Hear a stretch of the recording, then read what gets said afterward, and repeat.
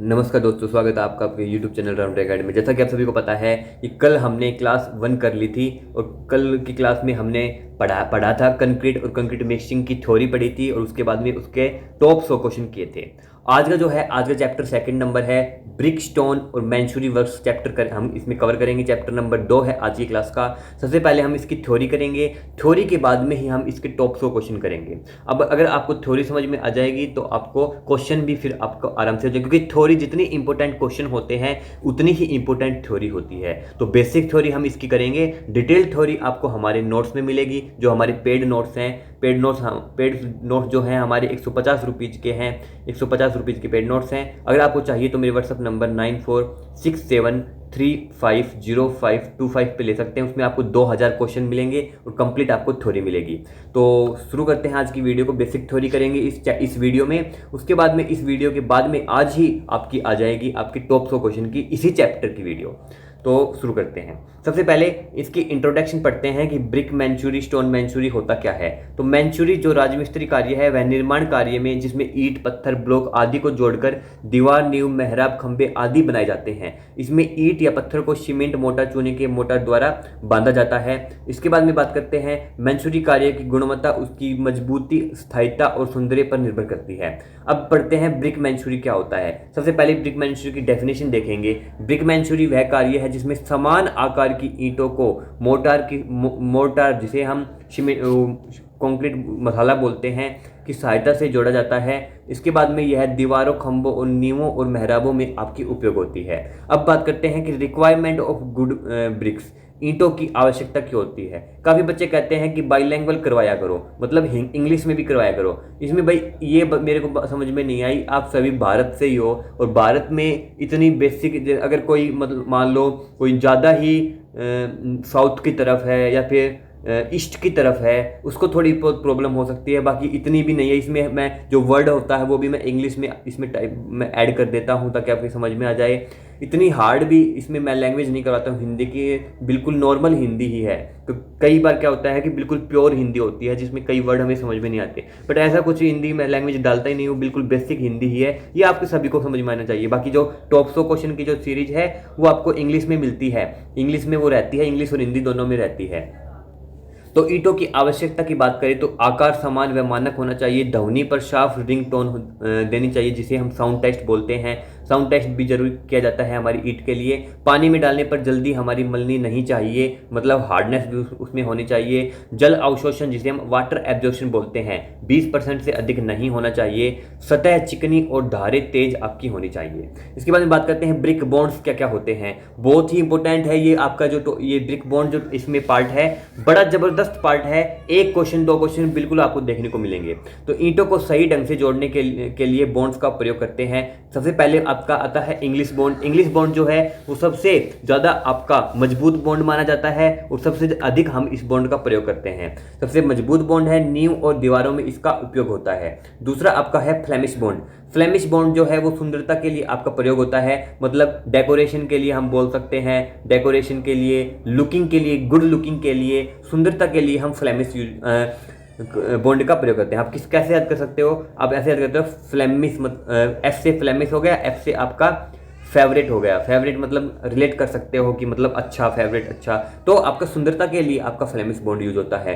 Header bond जो है, header आपकी मोटी दीवारों में यूज होता है। जितनी भी आपकी मोटी दीवारें होती हैं उसमें आपकी हेडर बॉन्ड यूज होता है। इसके बाद में आपकी स्ट्रेचर बॉन्ड जो है वो पतली दीवारों और पार्टीशंस में आपका यूज होता है। तो देखो, हेडर दीवार आपकी मोटी दीवारों में, स्ट्रेचर दीवार आपकी पतली दीवारों में, ये आपको याद रखना है। और रेड ट्रैप बॉन्ड जो है वो रेड ट्रैप बॉन्ड आपका थर्मल इंसुलेशन वह बचत हेतु आपका प्रयोग किया जाता है। अब इसमें बात करते हैं ब्रिक मैंशूरी के गुण क्या क्या है, प्रॉपर्टीज क्या क्या है। तो आपकी प्रॉपर्टीज की बात करें तो ड्यूरेबल होना चाहिए, मतलब टिकाऊ होना चाहिए, स्ट्रॉन्ग होना चाहिए, मजबूत होना चाहिए, अपेक्षाकृत किफायती होना चाहिए, इकोनॉमिकल होना चाहिए, मतलब वो प्राइस में भी आपका अच्छा होना चाहिए, इकोनॉमिकल, फिनिशिंग आसानी से की जा सके वैसा आपका होने चाहिए। अब इसमें डिफेक्ट्स की बात करते हैं कि डिफेक्ट्स क्या क्या हो सकते हैं। तो सबसे पहले हनी हनी कॉम्बिंग इसमें बन जाती है, मोटार का बाहर निकलना, ये हमें हनी कॉम्बिंग मैंने कल बताया था, ये भी कल बताया था, गीली जगहों पर एफ्रोंसिस हो जाना,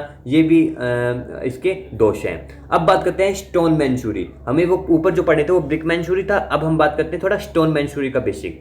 तो स्टोन मैंशूरी वह कार्य है जिसमें पत्थरों को तराश पकड़ या बिना तराशे मोटार से जोड़ा जाता है। मतलब इसमें आपकी जो ईंटें हैं, ब्रिक मैंशूरी में तो आपकी ईंटें होती हैं, स्टोन मैंशूरी में आपके पत्थर होते हैं, जो कि आपके जो आकार होता है पत्थर का वो अलग अलग हो सकता है, छोटे बड़े आपके हो सकते हैं। यह भारी लोड बेरिंग संरचनाओं, पुलों, किलों, नींव और स्टेनिंग वाल में आपका प्रयोग होता है। मतलब जहाँ पे आपका फाउंडेशन जो है, मतलब बड़ी बड़ी मतलब मजबूती जहाँ पे बात करते हैं तो उसमें आपकी स्टोन मैंशूरी का प्रयोग होता है। पुल हो गए, आपके किले हो गए, नीम हो गए आपकी, इसमें आपकी स्टोन मैंशूरी का प्रयोग होता है। अच्छे पत्थरों के गुण की बात करते हैं तो अच्छे पत्थरों के गुण में आपकी कठोर और आपकी टिकाऊ आपका होना चाहिए। पानी अवशोषण 5% से आपका कम होना चाहिए। इसके बाद में आपकी दरार व छिद्र जो होते हैं वो नहीं होने चाहिए। हथौड़े से चोट करने पर साफ आवाज़ आपका दे तो आपका साउंड टेस्ट जिसे हम बोलते हैं स्थानीय रूप से उपलब्ध होने चाहिए, मतलब ट्रांसपोर्ट जो कॉस्ट है वो कम आपकी हो। इसके बाद में स्टोन मैंशूरी के आपके प्रकार की बात करते हैं तो सबसे पहले आपका रुबल आपका मैंशूरी होता है। यह अनियमित पत्थर कार्य हम इसे बोलते हैं, मतलब अनियमित पत्थर कार्य के प्रयोग में इसमें प्रयोग होता है। इसका जो पार्ट टाइप होता है आपका स्टोन मैंशूरी का। दूसरा इसमें आपका रैंडम रुबल होता है, इसके पार्ट आ गए। रबल मैंशूरी के ये पार्ट हैं। पहला है रैंडम रबल, ये आपका बिना तराशा पत्थर आपका होता है।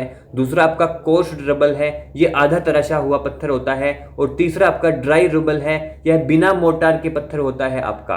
अब दूसरा पार्ट जो है आपका स्टोन मैंशूरी का वो आपका है एशलर, ये आपका तराशा हुआ पत्थर कार्य आपका होता है। इसमें भी आपके पार्ट हैं। एशलर फाइन होता है, पूरी तरह तराशा होता है। अशलर रफ है, यह आपका आंशिक तराशा होता है। अशलर रॉक और कैम्फर्ड है, यह सजावटी रूप में आपका तराशा हुआ होता है। अब बात करते हैं स्टोन मैंशूरी के उपयोग क्या क्या है, कहाँ का इसमें इसका उपयोग करते हैं स्टोन मैंशूरी का। तो पुल बनाने में प्रयोग करते हैं, रिटेनिंग वॉल बनाने में प्रयोग करते हैं, नींव फाउंडेशन जो भी घर बनाते हैं तो घर से पहले जो नींव बनती है जो जमीन खोद के उनके बनाने में प्रयोग करते हैं। ऐतिहासिक भवन जो हिस्टोरिकल आपके जो भी होते हैं किले वगैरह होते हैं उनको बनाने में प्रयोग करते हैं। इसके डिफेक्ट्स की बात करें, दोष की बात करें तो पत्थरों में दरार आपकी आ जाती है। मोटर जॉइंट का जो चौड़ा है वो हो सकता है। पत्थरों का असमान बैठना, मतलब समान रूप से नहीं बैठ, कई बार नहीं बैठते हैं, ये आपके इसके दोष हैं। टूल्स की बात करें कि टूल्स आपके मैसनरी में कौन कौन से यूज होते हैं, राजमिस्त्री कार्य में प्रयुक्त औजार। सबसे पहले आपके ट्रोवल है, यह आपका तगारी, हम हिंदी में इसे तगारी बोलते हैं। यह मोटर फैलाने हेतु आपका प्रयोग किया जाता है। कई बार इसमें हम फाड़ी भी बोल देते हैं, फाली या फिर फावड़ा। या जो आपका ये मोटर मिक्स करने में आपका प्रयोग होता है, जो फावड़ा और फाली होती है। तो दूसरा आपका टूल है वो आपका प्लम्ब बॉम्ब है। प्लम्ब बॉम्ब जो है वो आपका लोह पिंड होती है जिसमें ऊर्ध्वाधरता जांचने हेतु आपका इसका प्रयोग होता है। तीसरा आपका स्प्रिट लेवल है, यह आपका क्षैतिजता जांचने हेतु आपका प्रयोग होता है। चौथा आपका लाइन एंड पिंस है जो ईंटों की सिद्ध सुनिश्चित करने के लिए प्रयोग होता है, मतलब ये हमें बता देता है कि हमारी जो ईंटें है वो सीधी है या सही है। पांचवा है हैमर और चीजल, यह पत्थर तराशने हेतु प्रयोग होता है, मतलब पत्थर को तोड़ने के लिए प्रयोग होता है, तोड़ने में। छठा आपका मोटार इन मैंशूरी, मोटार का प्रयोग क्या होता है तो मोटार ईंट व पत्थर को आपस में जोड़ने का माध्यम है। इनकी प्रकार की बात करें तो पहला आपका प्रकार है सीमेंट मोटार। सीमेंट से जो आपका मोटार बनता है उसे हम सीमेंट मोटार बोलते हैं। ये सबसे मजबूत आपका होता है, सबसे मजबूती कार्यों में इनका प्रयोग किया जाता है। दूसरा आपका है लाइम मोटार। लाइम मोटार में हमारा लाइम का हम प्रयोग करते हैं, यह पुराने भवनों में प्रयोग किया जाता है। पुराने जितने भी हिस्टोरिकल आपके किले वगैरह हैं उनमें इसमें प्रयोग किया जाता था। तीसरा आपका मड मोटार, जिसे हम जो आपकी कच्ची मिट्टी होती है, कच्ची या फिर आप काली बोल लो, काली मिट्टी जो होती है, चिकनी मिट्टी बोल लो, आप सबसे अच्छी है चिकनी मिट्टी बोलो। चिकनी मिट्टी से जो आपकी मोटार बनती है वो हमारी मड मोटार होती है। यह कच्चे कार्यों में प्रयोग होती है, जो मतलब परमानेंट नहीं करना होता या फिर मतलब काम चलाऊ हमारा बनाना होता है, उसमें ही आपकी मोटार प्रयोग होती है। सातवां है, मैंने इसमें देखो अब थोड़ा सा क्या किया है, ये एक टेबल सी मैंने इसमें बनाई है ताकि आपको अच्छे से समझ में आ जाए। ये है comparison between brick and stone masonry, ईंट व पत्थर कार्य में आपकी क्या क्या थोड़ा डिफरेंस वगैरह है। हालांकि ये लगभग सेम होते हैं दोनों, बट कुछ डिफरेंस पाए जाते हैं, तो वो आपको पता होना चाहिए। जो पहली लाइन है वो आप इसमें पॉइंट इंपॉर्टेंट पॉइंट है। दूसरी बीच में की जो लाइन है वो ईंट का कार्य किसमें कैसा कार्य होता है, और जो तीसरा है वो आपका पत्थर का कार्य है। मतलब ये है आपका ब्रिक मैसनरी और ये आपका स्टोन मैसनरी है। तो मजबूती की बात करें तो ईंट जो ब्रिक मैसनरी ईंट का कार्य है वो मध्यम मजबूत, मतलब ठीक मजबूत होता है, और जो पत्थर है वो बहुत ज़्यादा अधिक इसका मजबूत होता है। लागत की बात करें तो जो ब्रिक मैसनरी है वो सस्ती होती है, और जो स्टोन मैसनरी है वो महंगी होती है।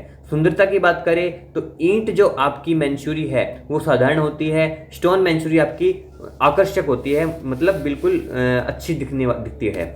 मेहनत की बात करें तो जो आपकी ब्रिक मैसनरी है वो आसान है, आपकी स्टोन मैसनरी है वो कठिन है। वजन की बात करें तो आपकी ईंट का कार्य जो है वो हल्का है, पत्थर का कार्य आपका भारी है। तो ये आपका कुछ इसकी छोटी सी टेबल थी। इसके बाद में सावधानियां की बात करते हैं कि क्या क्या हमें सावधानियां बरतनी होती है मैसनरी वर्क के कार्य करते हुए। तो पहला है ईंट या पत्थर को लगाने से पहले पानी में भिगोना चाहिए। दूसरा है मोर्टार का अनुपात आपका सही होना चाहिए, सही रेशो में हम प्रयोग करना चाहिए। तीसरा है जॉइंट्स को अच्छी तरह हमें भरना चाहिए, जो भी हमारे जॉइंट्स बीच में होते हैं। चौथा है दीवार सीधी आपकी होनी चाहिए, लंबवत आपकी होनी चाहिए। पांचवा है आपका उचित क्योरिंग, जिसे हम सिंचाई बोलते हैं, कम से कम 7 से 14 दिन आपकी करनी चाहिए, मिनिमम 7 दिन आपकी होती है। तो ये आपकी आज की थ्योरी क्लास थी। तो आपको आशा है आपको थोड़ा बेसिक समझ में आ गया होगा। बाकी जो डीपली जो थ्योरी है वो आपको हमें हमारे नोट्स पे ही मिलेगी। नोट्स बड़े ज़बरदस्त नोट्स हैं, टिप टॉप, सारे क्वेश्चन थ्योरी वगैरह सब कुछ बेस्ट है। काफ़ी बच्चे परचेज कर रहे हैं, तो अफोर्डेबल प्राइस में है, तो आप भी इनको परचेज कर लीजिएगा। तो दूसरा, अब जो इसके बाद में जो वीडियो आएगी वो इसी चैप्टर की टॉप 100 क्वेश्चंस की वीडियो आएगी, तो उनको आप जरूर देखिएगा। और अगर आपने अब थ्योरी कर ली तो अब आप उन वीडियो को देखोगे तो बहुत ही आपको बेनिफिट मिलेगा। ऐसे ही हम हर चैप्टर की आपकी तैयारी करवाते रहेंगे। उसके बाद में हम मैराथन करेंगे और आपकी कंप्लीट प्रिपरेशन आपके राम ड्राइंग के साथ ही आपकी हो जाएगी। तो मिलते हैं नेक्स्ट क्लास में। जय हिंद।